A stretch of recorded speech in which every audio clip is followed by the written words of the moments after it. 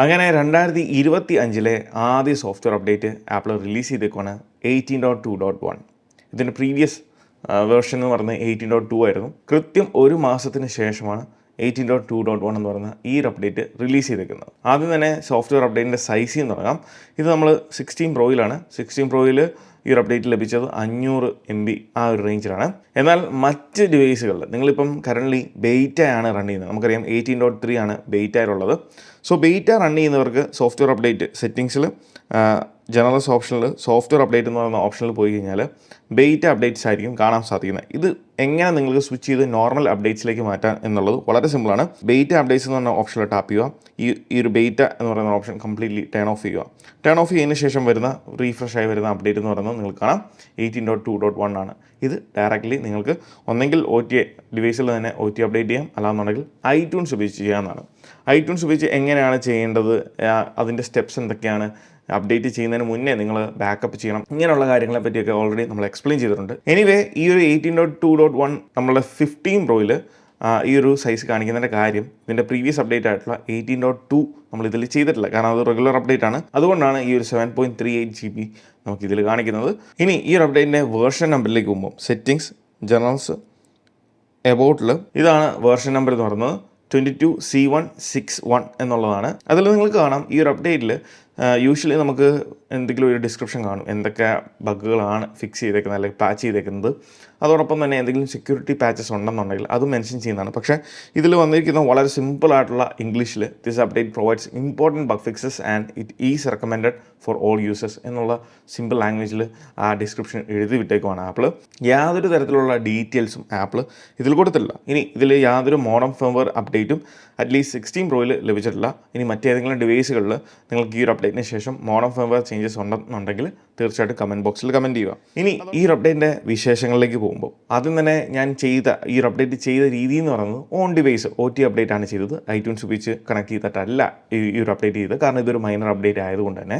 കാരണം ഇതിൻ്റെ തൊട്ട് മുന്നേ ഉണ്ടായിരുന്ന 18.2 എന്ന് പറയുന്ന update one of the best update ആയിരുന്നു. അത് ഇഷ്ടപ്പെടാനുള്ള പ്രധാന കാരണം എന്ന് പറയുന്നത് ഇതിൻ്റെ ബാറ്ററി ബാക്കപ്പ്, നല്ല രീതിയിലുള്ള ബാറ്ററി ബാക്കപ്പ് എനിക്ക് ഡിവൈസുകളിൽ നിന്ന് ലഭിക്കുന്നുണ്ട് കഴിഞ്ഞ 18.2 അപ്ഡേറ്റിന് ശേഷം. അതോടൊപ്പം തന്നെ നിങ്ങൾക്ക് ഏറ്റവും നല്ലൊരു അവസരമാണ് ഇപ്പോൾ വന്നിരിക്കുന്നത്. അതായത് നിലവിൽ നിങ്ങൾ കഴിഞ്ഞ അപ്ഡേറ്റ് 18.2 അപ്ഡേറ്റിന് ശേഷം സ്റ്റിൽ പ്രോബ്ലംസ് നിങ്ങൾ ഫേസ് ചെയ്യുന്നുണ്ട്, ബാറ്ററി സംബന്ധമായിട്ടുള്ള മറ്റ് എന്തെങ്കിലും സോഫ്റ്റ്വെയർ സംബന്ധമായിട്ടുള്ള ഇഷ്യൂസൊക്കെ നിങ്ങൾ ഫേസ് ചെയ്യുന്നുണ്ടെങ്കിൽ ഈ ഒരു അപ്ഡേറ്റ് നിങ്ങൾക്ക് ഐട്യൂൺസ് ഉപയോഗിച്ച് ചെയ്ത് നോക്കാവുന്നതാണ്. അതിൽ ആദ്യത്തെ കാര്യം എന്ന് പറയുന്നത് നമ്മുടെ കീബോർഡുമായിട്ട് ബന്ധപ്പെട്ടാണ്.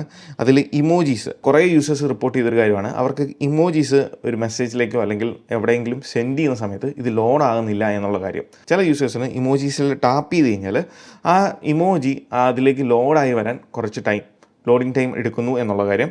രണ്ടാമത്തെ കാര്യം 2-3 പ്രാവശ്യം ടാപ്പ് ചെയ്താൽ ഈ ഒരു ഇമോജിയിൽ ക്ലിക്ക് ചെയ്താൽ മാത്രമേ ഉള്ളൂ ചില യൂസേഴ്സിന് അത് സെൻഡ് ചെയ്യാൻ പോലും സാധിക്കുന്നുള്ളൂ എന്നുള്ളൊരു ഇഷ്യൂ ആപ്പിൾ ഇതിൽ പാച്ച് ചെയ്തിട്ടുണ്ട് എന്നാണ് അറിയാൻ സാധിക്കുന്നത്.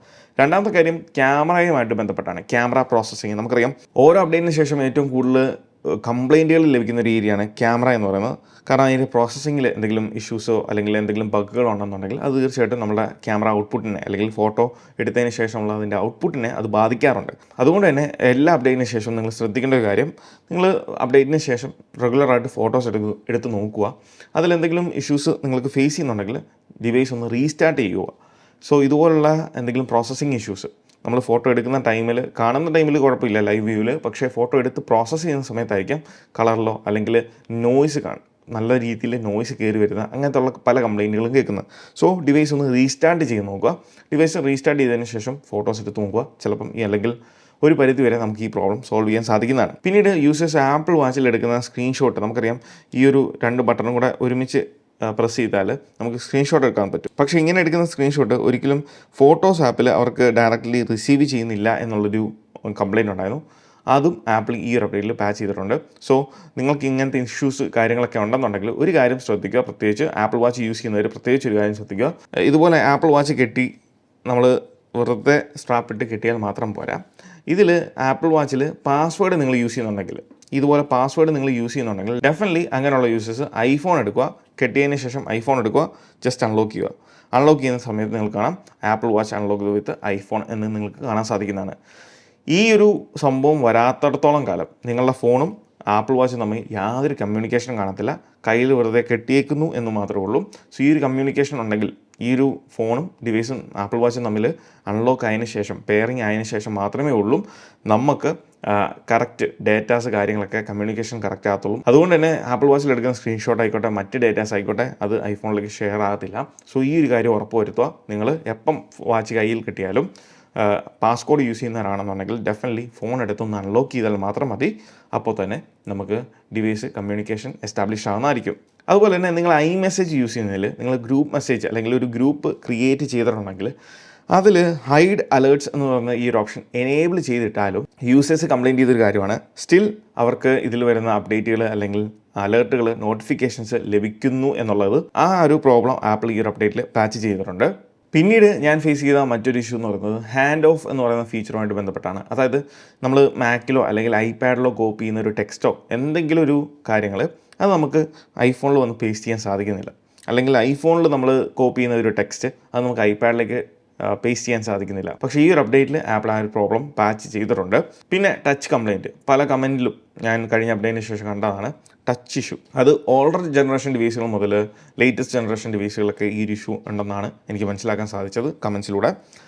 അങ്ങനെ ഇഷ്യൂസ് നിങ്ങൾ ഫേസ് ചെയ്യുന്നുണ്ടെങ്കിൽ ആദ്യം നിങ്ങൾ ചെയ്യേണ്ടത് നമ്മൾ ആപ്പിൾ സപ്പോർട്ട്, അപ്പോൾ സപ്പോർട്ട് എന്ന് പറഞ്ഞ ആപ്ലിക്കേഷൻ നിങ്ങൾ ഡൗൺലോഡ് ചെയ്യുക, ആപ്പിൾ സപ്പോർട്ട് ആപ്ലിക്കേഷൻ. ഇതിലൂടെ ആപ്പിളിൻ്റെ സപ്പോർട്ട് ടീമുമായിട്ട് സംസാരിക്കുക, അവരോട് ഈ കംപ്ലയിൻറ്റുകളെ പറ്റി ഡീറ്റെയിൽ ആയിട്ട് സംസാരിക്കുക. അതോടൊപ്പം തന്നെ അവർക്ക് ഡയഗ്നോസ് ചെയ്യാൻ സാധിക്കും. നമ്മൾ ഷോപ്പിലൊന്നും പോകേണ്ട ആവശ്യമില്ല. അതായത് ആപ്പിളിൻ്റെ ഓതറൈസ് സർവീസ് സെൻറ്റേഴ്സിൽ പോയിട്ട് 2000 രൂപയൊക്കെ കൊടുത്തിട്ട് വേണം നിങ്ങൾ ഡയഗ്നോസ് ചെയ്യാൻ. അതിനൊന്നും ആവശ്യമില്ലാതെ തന്നെ ആപ്പിൾ സപ്പോർട്ട് ആപ്പ് ഉപയോഗിച്ചുകൊണ്ട് തന്നെ ഇവരോട് ചാറ്റ് ചെയ്യുമ്പോൾ നമുക്ക് ഡിവൈസ് ഡയഗ്നോസ് ചെയ്യാൻ സാധിക്കും. സോ അങ്ങനെ ഡയഗ്നോസ് ചെയ്തിട്ട് ഹാർഡ്വെയർ സംബന്ധമായിട്ടുള്ള ഇഷ്യൂ എന്തെങ്കിലും ഉണ്ടെന്നുണ്ടെങ്കിൽ ഡെഫിനറ്റ്ലി ഈ ഒരു ഡയഗ്നോസ് ചെയ്യുന്ന സമയത്ത് നമുക്കറിയാൻ സാധിക്കും. അങ്ങനെയൊന്നും ഇല്ല എന്നുണ്ടെങ്കിൽ സോഫ്റ്റ്വെയറിൻ്റെ ഇഷ്യൂ ആകാം മോസ്റ്റ് പ്രോബബ്ലി. അങ്ങനെയാണെന്നുണ്ടെങ്കിൽ നിങ്ങൾ ഡിവൈസിൻ്റെ യൂസർ ഡാറ്റ മുഴുവനും ബാക്കപ്പ് ചെയ്തതിന് ശേഷം സോഫ്റ്റ്വെയർ ഒന്ന് റീസ്റ്റോർ ചെയ്ത് നോക്കാവുന്നതാണ്. ഇനി ഇതിൻ്റെ പെർഫോമൻസ് ആൻഡ് ബാറ്ററിയുടെ കാര്യത്തിലേക്ക് വരുമ്പോൾ നീറ്റ് പെർഫോമൻസ് എനിക്ക് വലിയ പെർഫോമൻസ് ഇമ്പ്രൂവ്മെൻറ്റ്സ് എന്ന് പറയാനോ അല്ലെങ്കിൽ ഡീഗ്രഡേഷൻ എന്ന് പറയാനോ ഒന്നുമില്ല. കാരണം 18.2 നല്ല പെർഫോമൻസ് ആയിരുന്നു. അത് തന്നെയാണ് ഇത്രയും മണിക്കൂറുള്ള യൂസേജിൽ എനിക്ക് മനസ്സിലായത്. അതേ സെയിം പെർഫോമൻസ് തന്നെ ഇതിൽ വന്നിട്ടുണ്ട്. കുറച്ചും കൂടെ സ്റ്റേബിൾ ആയിട്ടുണ്ടെന്ന് വേണമെങ്കിൽ പറയാൻ സാധിക്കും. 2 ബാറ്ററിയുടെ കാര്യമാണ്. നിങ്ങൾ ഈ വീഡിയോ തുടങ്ങുന്ന ടൈമിൽ ശ്രദ്ധിച്ചാൽ അറിയാം 95% ഞാൻ ചാർജ് കംപ്ലീറ്റ് ചെയ്തത് 95%ലാണ്. ബാറ്ററി ഓപ്ഷനിലേക്ക് പോയാൽ 95% ലിമിറ്റ് ഇട്ടിട്ടാണ് ഞാൻ ചാർജ് ചെയ്തത്. സോ ഫുൾ ചാർജ് 2 മണിക്കൂറിന് മുന്നേ 95% കംപ്ലീറ്റ് ചെയ്തതാണ്. ഇപ്പോൾ നിങ്ങൾ കാണാം 92% ആണ് ബാറ്ററിയാണ് എനിക്ക് റിമെയിൻ ചെയ്യുന്നത്. സോ ഇത്രയും 2 മണിക്കൂർ യൂസേജിൽ എനിക്ക് ഈ ഒരു 3% മാത്രമാണ് റിഡക്ഷൻ വന്നേക്കുന്നത്. സോ നല്ല രീതിയിലുള്ള ബാറ്ററി ബാക്കപ്പാണ് എനിക്ക് കഴിഞ്ഞ അപ്ഡേറ്റ് 18.2 മുതൽ ലഭിക്കുന്നത്. അത് ഞാൻ കൃത്യമായിട്ട് പലയിടത്തും അതിനെപ്പറ്റി ഡീറ്റെയിൽ ആയിട്ട് ഞാൻ ഒരു വീഡിയോ ചെയ്തിട്ടുണ്ട്. സോ നിങ്ങൾക്ക് ഈ പറഞ്ഞ ഇഷ്യൂസ്, ബാറ്ററി ഡ്രെയിനിങ്, അതുപോലെ തന്നെ ബാറ്ററിയുടെ ഓവർ ഹീറ്റിംഗ് ഇഷ്യൂസ് നിങ്ങൾ ഫീൽ ചെയ്യുന്നുണ്ടെങ്കിൽ റീസെറ്റ് ഓൾ സെറ്റിങ്സ് ജനറൽസിനകത്ത് പോയിട്ട് അതിൽ ഏറ്റവും താഴെ റീസെറ്റ് ഓൾ സെറ്റിങ്സ് ഫസ്റ്റ് നിങ്ങളത് ചെയ്യുക. യാതൊരു ഡേറ്റയും ഞാൻ പോകത്തില്ല എന്ന് ഓൾറെഡി പറഞ്ഞു. അതിനുശേഷം വന്നിട്ട് നിങ്ങൾ ഈ ഒരു പ്രൈവസി ആൻഡ് സെക്യൂരിറ്റി ഓപ്ഷനിൽ പോയിട്ട് ലൊക്കേഷൻ സർവീസിൻ്റെ ഓപ്ഷനിൽ പോയിട്ട് ഇത് ഡിസേബിൾ ഒന്നും ചെയ്യില്ല. പക്ഷേ ഏറ്റവും താഴത്തേക്ക് പോയി കഴിഞ്ഞാൽ ആവശ്യമില്ലാത്ത കുറച്ച് കാര്യങ്ങൾ ഡിസേബിൾ ചെയ്യാൻ കാണാം. ഇത് നിങ്ങളൊന്ന് പോസ് ചെയ്യുക, വീഡിയോ പോസ് ചെയ്തതിന് ശേഷം ഇതിൻ്റെ സ്ക്രീൻഷോട്ട് എടുത്തതിന് ശേഷം എന്തൊക്കെയാണ് ഡിസേബിൾഡ് ആയെന്നുള്ളത് ചെക്ക് ചെയ്യുക. അതും നിങ്ങളുടെ ഫോണിൽ ഡിസേബിൾ ചെയ്യുക. ഇത്തരം കാര്യങ്ങൾ ചെയ്ത് കഴിഞ്ഞാൽ നിങ്ങൾക്ക് നല്ല രീതിയിലുള്ള ബാറ്ററി ഇമ്പ്രൂവ്മെൻറ്റ്സ് ഉടനെ തന്നെയല്ല, ഒരു 1-2 ദിവസത്തിനുള്ളിൽ നിങ്ങൾക്ക് ആ ഒരു വ്യത്യാസം മനസ്സിലാക്കാൻ സാധിക്കുന്നതാണ്. കാരണം ഒരു കാര്യം മനസ്സിലാക്കുക, അപ്ഡേറ്റ് പുതിയതായിട്ട് വന്നിട്ടേ ഉള്ളൂ, ബാക്ക്ഗ്രൗണ്ടിൽ പല പ്രോസസ്സിങ്ങും നടക്കുന്നുണ്ട്. അതുകൊണ്ട് തന്നെ നമുക്ക് നോർമലി ഉള്ളതിനേക്കാൾ കൂടുതൽ ബാറ്ററി ഡ്രെയിനിങ് സംഭവിക്കാനുള്ള ചാൻസസ് കൂടുതലാണ്. മാക്സിമം കപ്പാസിറ്റി നോക്കുവാണെങ്കിൽ 100% ആണ് സ്റ്റിൽ ഉള്ളത്. 106 ബാറ്ററി സൈക്കിൾ കൗണ്ട് ഞാൻ ഇപ്പോൾ തന്നെ കടന്നിട്ടുണ്ട്. സോ ഇങ്ങനെയുള്ള കാര്യങ്ങളാണ് ബാറ്ററിനെ പറ്റി. സ്റ്റിൽ അടിപൊളി ബാറ്ററി ബാക്കപ്പാണ് എനിക്ക് ഫീൽ ചെയ്യുന്നത്. സോ ഇതൊക്കെയാണ് 18.2 പറ്റിയുള്ള വിശേഷങ്ങൾ. അപ്പോൾ ഈ ഒരു വീഡിയോ നിങ്ങൾക്ക് ഇഷ്ടമായെന്ന് വിചാരിക്കുന്നു. ഈ വീഡിയോ ഇഷ്ടമായാൽ തീർച്ചയായിട്ടും പോയി നമ്മുടെ ലൈക്ക് ബട്ടൺ സ്മാഷ് ചെയ്യുക. Once again this is me Milan. Catch you guys next video. Until then piece.